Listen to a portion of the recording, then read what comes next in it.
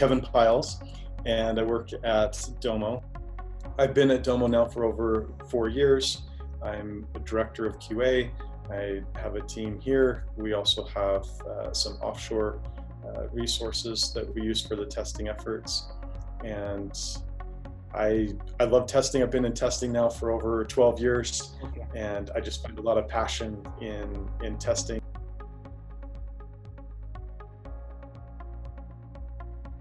One of the failures that comes directly to my mind is discussing things with upper management. So I remember a request that was made by upper management, and they said, all right, we want your team to do this. And I went back to my team and I said, all right, we got to do this. I said, well, but they want it, we got to do it. And they did.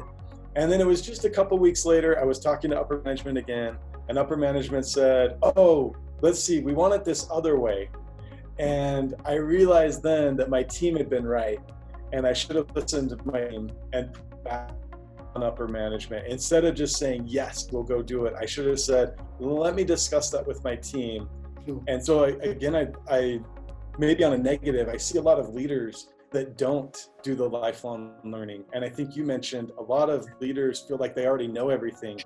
And so they don't read books, they don't go to conferences, they don't do online learning. And we may all learn in different ways. I love to go to conferences, but that doesn't mean that somebody else likes to go to conferences. I enjoy picking up a book and actually reading a book, but somebody else may say, I'd rather be hands-on and just try something out and experiment. So what I like to do is to customize the lifelong learning for each of my reports. And so we'll talk about, well, does a book make sense? Does a tutorial make sense? Does it make sense to go to a conference? Does it make sense to maybe just go ask somebody how they've done something, and then you can learn from that. But then one of the really important things with lifelong learning is sharing. And so whatever book you're reading, you can make a YouTube video now about a book that you've read, or you can share it in a team meeting.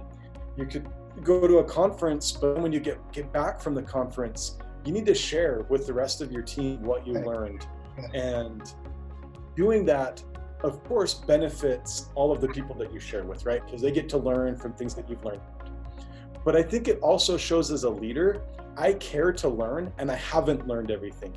So my team now feels more, they feel more comfortable coming to me and saying, hey, thought about doing this. Have you tried this? And I say, gosh, I've never even thought of that. I love what you said about the learning being available. We can share it with so many people, but now I can consume it as well, right? So especially in a country where you come from with India, think about how many people now have access to all of the information in the world, and you could be, in your little house in India, and now all you have to do is be a little bit passionate, and you can go out and learn anything you want to learn. So I'm very passionate.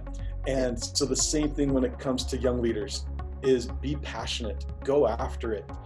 I always say, get started. Like we were just talking about when it comes to learning, there's so much out there. Don't get overwhelmed. Just take that first step. Go find your first book, your first podcast, your first training, and from that, and then go apply it, and then learn from that. Then you go get the second book. But don't worry about getting a book list of 50, right? Don't worry about getting a conference list of 20 conferences. Take one thing at a time, but get started now. Don't wait, and then be passionate about it. Be active and passionate, and you'll see that things fall into place, and you have lots of opportunities that you never knew existed.